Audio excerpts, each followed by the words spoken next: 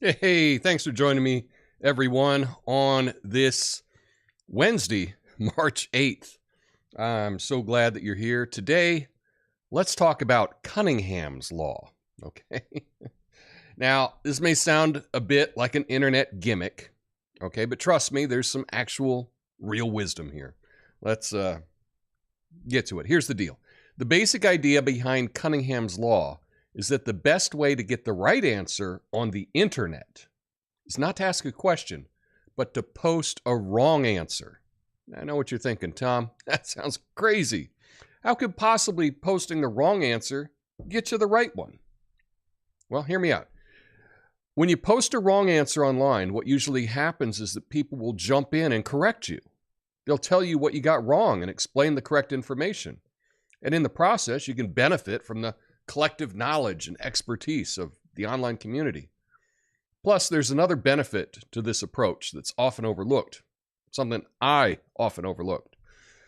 When you post a wrong answer, you're actually making yourself more interesting and engaging to others. People are naturally drawn to debates and arguments, and by posting a wrong answer, you're essentially inviting others to engage with you and prove you wrong. Now you might be thinking, Tom, I don't want to look like an idiot online, and hey, I get it. Nobody wants to be dunked on. But here's the thing. We're all human. We're all fallible. None of us know everything, and none of us is perfect. So by embracing mistakes, sharing our imperfect understanding of things, we create opportunities to learn, right? That's good. So next time you're stumped by a question, unsure of an answer, remember Cunningham's Law. Take a chance, post a wrong answer, see what happens. You might learn something new or at least get a good laugh out of it.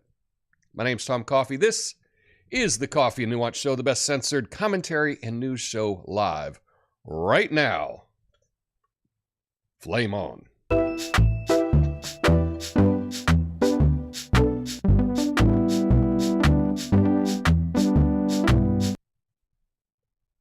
Hey, everybody. Thanks for joining me today. Oh, man, I got up this morning. It was snowing in Portland. Now, it's not sticking. Looking out my window here. Not sticking, but it's never a good sign. I'm like, why didn't I go to Trader Joe's yesterday? Well, we're talking about Cunningham's Law. And that's... there we go. That's this comic here is fun. Are you coming to bed? I can't. This is important. What? Someone is wrong on the internet. And it's just like people are obsessed with correcting other people when they're wrong on the internet. And that might be a way that you can actually get the right answer. Now, hashtag not all, right? Not every time. But it is interesting that you can get people to, if you were to just ask them, hey, what's this deal? They'll say, yeah, I want to Google it or something. But if you say the wrong thing, people will jump in to correct you. It's an interesting human nature thing. And I know it's something that I am not good at. If I'm not sure about something, I won't post it. Often that's the case. I like to be right. So this goes against my nature of just saying something wrong to get a reaction. You know, people might call this trolling, perhaps. But it's something that you can check out when you're doing stuff online. Post something wrong and see what happens. Now, how we react to when we're corrected is really one of the important things about it. If someone corrects you, even in real life, if someone corrects you, the best thing you can do is go, oh, cool. You're acknowledging that they gave you information. You're not making a big deal about it, but you're not getting super defensive. I think that's something that often I will tend to do. And if you're the type of person that when they're corrected just says, oh, that's cool. Oh, thanks for telling me that. People want to be around you more. And if you fly off the handle, they don't want to be around you. So now with Cunningham's law, this is not going to work in real life most of the time. In fact, you can ask people questions, and if they're asked directly, they'll probably answer you. So you don't need to do this kind of trolling behavior of just saying the wrong thing. But you can try. And again, if you attempt to do this in real life, be sure to react well when you're corrected. Okay, cool. That's cool. Oh, thanks. I forgot that. Real easy ways to appreciate the person that is giving you the information that you don't have. So that's called Cunningham's Law. I can't think of a clever way to remember it as Cunningham's Law. I could ask you, hey, what's a good way to remember Cunningham's Law? But online, we've learned that doesn't work well. So I will just say that Cunningham's Law is named after Richie Cunningham because he would always say the wrong things on AOL. Richie Cunningham from the Happy Days show. In the show, he would always be on AOL chat, and he would post the wrong things, and that's why it's named after him. Did that? Let's see if this works. Anyway, we got some interesting stories to talk about today. We hit on Cunningham's Law. I want to talk about the protests going on in France right now. They're really big, really big. There is a reason that Ron DeSantis, even if he wanted to run for president, might not announce it quite yet. I'm going to tell you about the Florida law that I don't see anyone else in the media talking about. Ben Savage, the actor, looks like he's going to run for Congress. Touch on that. And lastly, it's the beginning, or today, last night, Holi. Holi. That is the Indian, happens in India, happens all over the world, a celebration of colors. And I want to tell you a little bit about that for the good news of the day. But first, let's get to what's going on in France.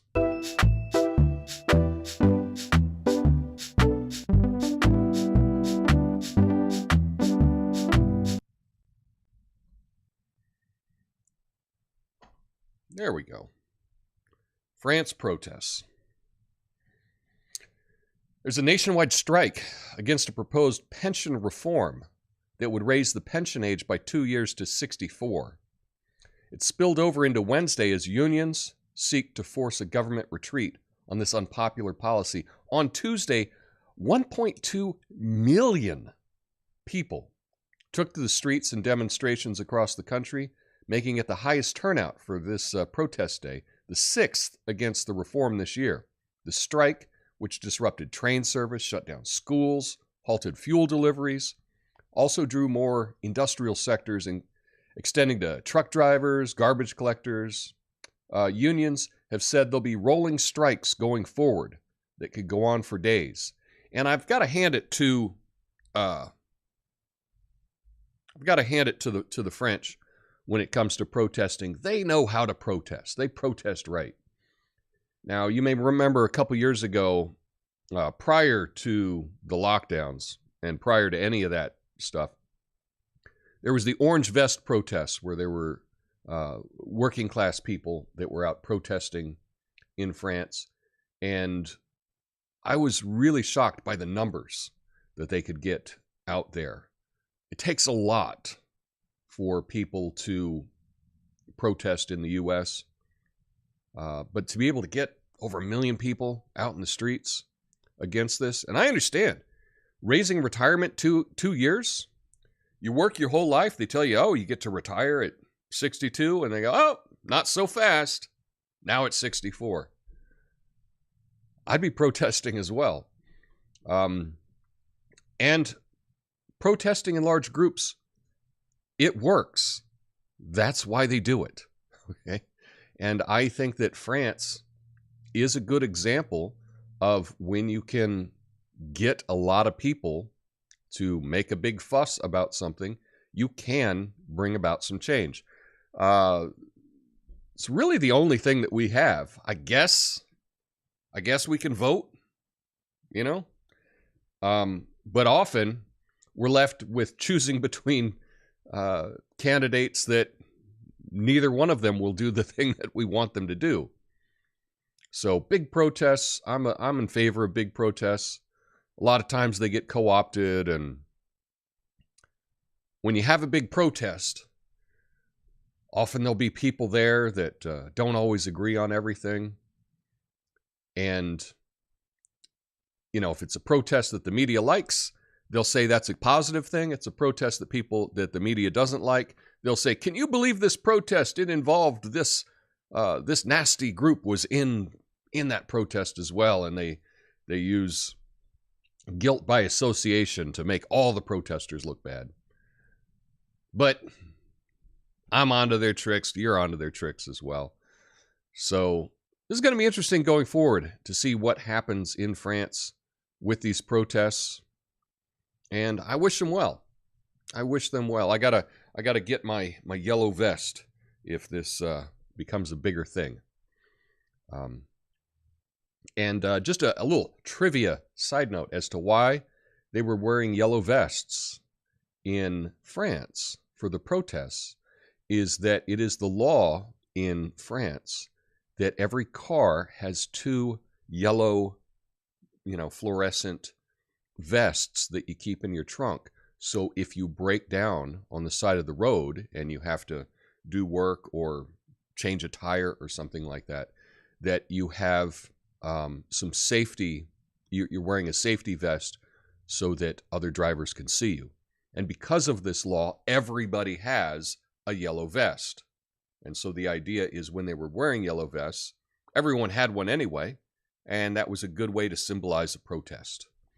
Now, I'm not seeing that they're wearing the yellow vests for this protest. That's just a little side trivia. Maybe that will come up in some trivia at a happy hour sometime. Who knows? But let's get to the next story, shall we?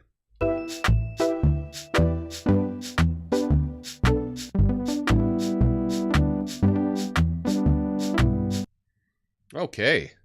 Florida Governor Ron DeSantis is speculated to run for the presidency in 2024, but he's not officially declared his candidacy. DeSantis has begun a book tour for his book, The Courage to Be Free, Florida's Blueprint for America's Revival. It's met with big donors. However, he's not declared his candidacy due to the, quote, resign to run law in Florida. Yeah. It requires a governor to resign if they run for another office. Now, lawmakers are considering easing the law, but no bill has been introduced yet. Political scientists say the law is ambiguous and leaves a lot of room for interpretation. So that's one thing that, this law they have in Florida is that if you're the governor, and I think it may go with other elected officials as well, if you're running for another office, you have to resign from your current office. Ron DeSantis is a very popular governor. He just became governor again this year. Not became again. What am I saying? He was reelected governor again.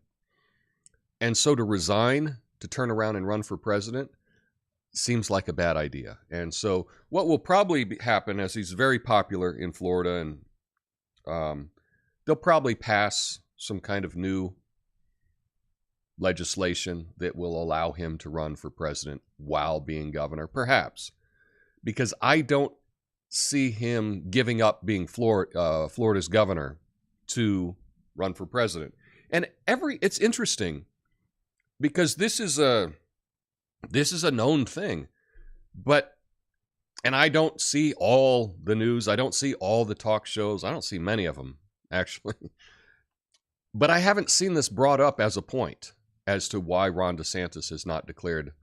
Often what I will hear people say is, he's just waiting to see what happens, or he doesn't want to jump in yet he wants to see what Trump is going to do. But I think the real reason is this law, okay? And they should be mentioning this law. And if the news panel talk show that you're watching, Sunday morning or whatever, doesn't mention that, doesn't seem like they're very well informed, does it? And, I don't know. Some idiot in at a tiki desk knows it. But that's something to keep in mind going forward with any talk about Ron DeSantis running for president. They're going to have to take care of this law first.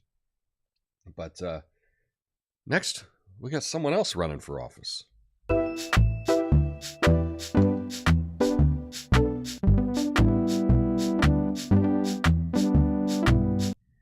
Here we go. Ben Savage. You remember this guy? Former star of the 1990s sitcom Boy Meets World is running for a U.S. House seat as a Democrat in District 30 in California. His platform includes expanding union rights, building more affordable housing, ending gun violence. Who's against gun violence? Right? Is anybody in favor of gun violence? Anyway, Savage previously ran for a seat on West Hollywood City Council, but he lost there.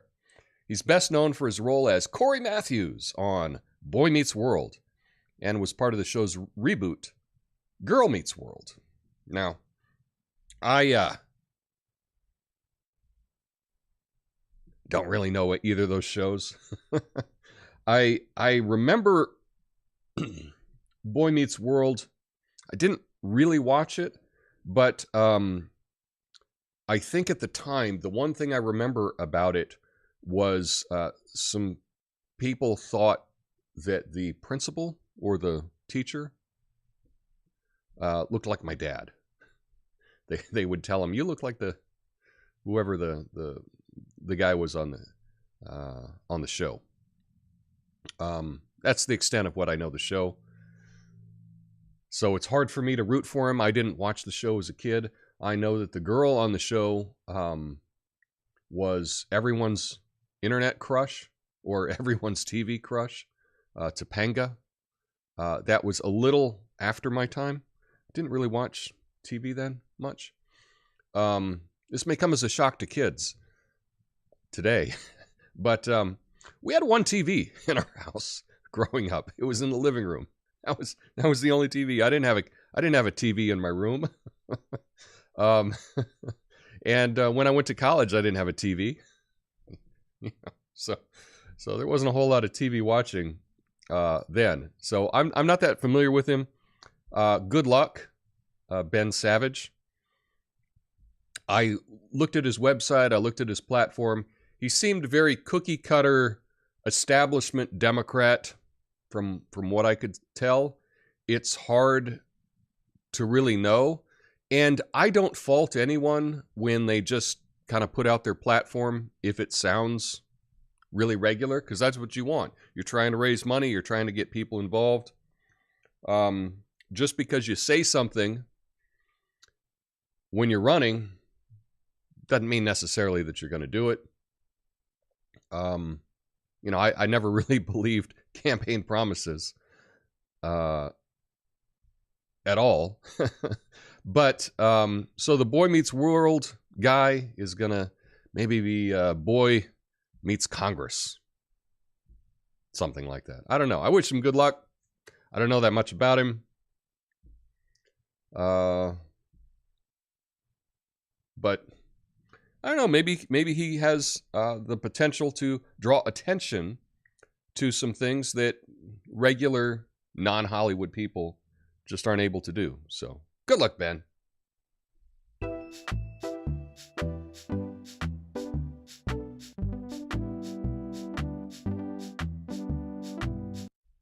And now we're talking about Holi.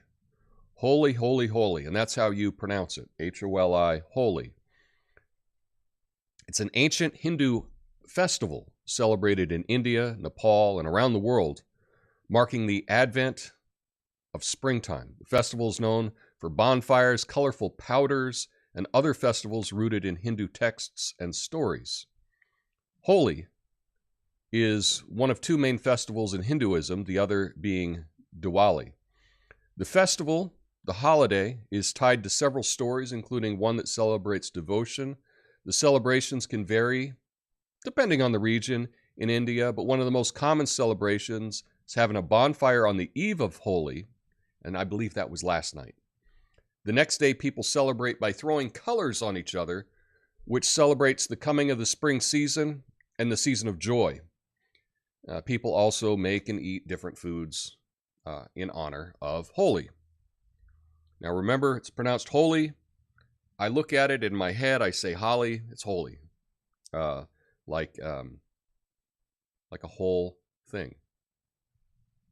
Whole world, holy. Also, like something, religious, something holy. So they say holy. But you've seen this. It's probably been appropriated, and many people would say that's okay, and other people might have problems with it. But you've seen this, all kinds of celebrations that they have all around the world with it, throwing the colored powder at each other. I know I've seen like a color run where you're supposed to wear white when you run a 5K at night, and everyone's throwing different colors. There's all kinds of way. It looks like a lot of fun. It really looks like a lot of fun. Just to go out and have different colors thrown about with the, I'm sure it's probably not that environmentally friendly, but who cares, right? I know that during the lockdowns, a lot of people decided they weren't going to participate in the lockdowns for Holi. They made an exception and went out and had big parties. But this is the celebration of spring, season of joy, and I like that. Joy should be a season. We need less negativity, more joy in our lives, right? So perhaps you can celebrate Holi as well. Just get some colored powder, throw it at your spouse tonight at dinner. Maybe, perhaps not. But I never really knew a whole lot about this celebration. And, so I'm just letting you know it's called Holi, and check it out. There's movies that celebrate it. Lots of Bollywood films will take place around Holi, and they'll have a scene, dance and music scene about that. So that's it. That's the positive news of the day. Let me know what you think about this in the comment. Let me know where I'm wrong. Using Cunningham's law, please tell me where I'm wrong. And stick around the after show. I will address your comments. Thank you for sticking around. Have a beautiful day, and I will see you mañana. Peace.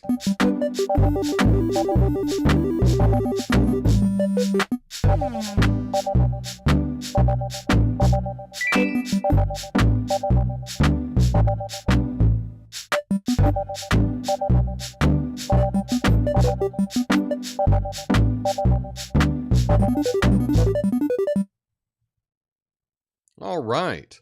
So I just want to say what's up to Duggo over on Rumble.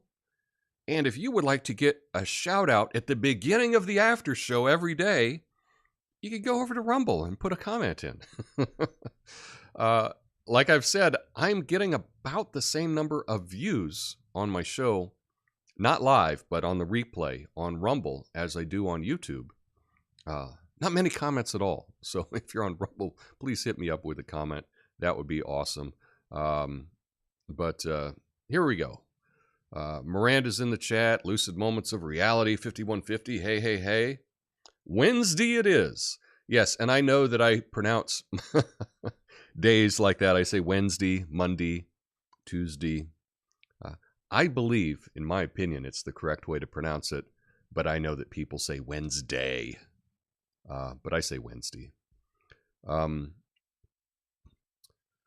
Let's see. Miranda says, I follow a YouTube series where a dude is teaching a song reactor, the history, if rock, and he gets so much wrong, maybe he is actually hoping Cunningham's law will teach him. There's also ignorant people online as well. I do find it wrong. I find it a little annoying when you know someone is saying it wrong just to get a reaction.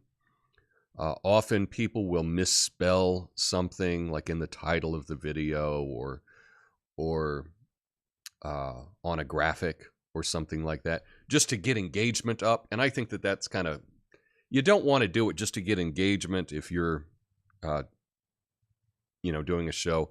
I think that is a terrible reason to do it. But if it's to learn something and you actually don't know, if you're being sincere about it, I think that that's an interesting strategy with Cunningham's law. Hey there, what's up? Is it John Dole? Cool, good to see you. Ted Calvin is here. Wow. Okay, we would call that protest an insurrection. Yeah, maybe they were having an insurrection there over in France. Anything is possible. In my country, they just seize all their bank accounts, says Ted Calvin. Do you live in Canada, Ted? Because that's Vive la France. 1 million people, that would shut down a lot of services. Indeed it would. The French know how to protest. There's a lot you can say about France. I mean, they did come up with the restaurant, so good on that, right? And they know how to protest. So I think we can learn that too. WEF Tool, forget him. Not sure what that is in reference to. Probably Justin Trudeau, but I'm not sure. Or maybe that's Ron DeSantis. Ron DeSantis needs to stay in Florida and run Florida like he promised to the people of that state. Fulfill your path, then run. Oh, fulfill your oath, then run, says Lucid Moments of Reality. I understand that that is a viewpoint of a lot of people, and it's probably that viewpoint that got that law initially enacted in Florida. I'm not sure how I feel about it. I do think that if you say you're going to do something, you should do it. And so on one hand, I'm torn on this Florida law. Generally speaking, I want less laws and less regulations, just in general. But I can understand the merit of this one as well. No solution in career politicians anyway. That's true. I don't think I would agree with that sentiment. Miranda says she never watched Boy Meets World. No, I don't remember that show, says Doug. I watched his brother's show, The Wonder Years. Are they brothers? I didn't even know if they were brothers or not. I'm not going to say that they are because I don't know. Actually, I should just say that. Yeah, they're twin brothers. And then I'll find out in the comments. Fred Savage. I didn't know if they're brothers or not. But like I say, I think they're twin brothers. Let me know if I'm wrong. He's running for Adam Schiff's seat as he's giving it up to run for Senate. Okay. Good to know. Adam Schiff, I wish you luck in losing for Senate. I would not like to see Adam Schiff. I don't think he's done a single thing that has impressed me. So I guess the impressive thing is that he's able to exist and that his constituency allows him to do what he does. Crazy. My wife treats me like a god, serves me burnt offerings at supper. Well, there you go. And those burnt those burnt offerings, if they're in different colors, you can celebrate Holi with them. Again, yeah, thanks for hitting the like, everyone. What are we at? We're at 8 likes. That's cool. Get it up there. My ex watched Wonder Years, said Doug. Yeah, I didn't really watch Wonder Years either. Again, I didn't watch a whole lot of TV at that time of my life. I didn't have a TV, so I didn't do that. I think I bought my first TV. Right? How crazy does that sound? I bought my first TV when I took a job teaching, and I was getting a paycheck from teaching school. And I was like, you know what I'm going to do? I'm going to get myself a TV, be a real grown up. So, yeah. Turn off the TV. Yeah. There's a lot that you don't need on TV. So anyway, that's all I got today. As a just a little announcement, I did figure out the echo problem that I was having when I was playing video clips. I spent a lot of time yesterday figuring it out. The reason for it, really dumb. It's a really dumb reason, but I did figure that out. So in the future, when I play a video clip, shouldn't have a whole bunch of echo. So that's good. Anyway, thanks everyone for joining me today. I hope you can celebrate Holi somehow today. Throw a little color somewhere. And yeah, I will see you mañana. Have a good one. Peace.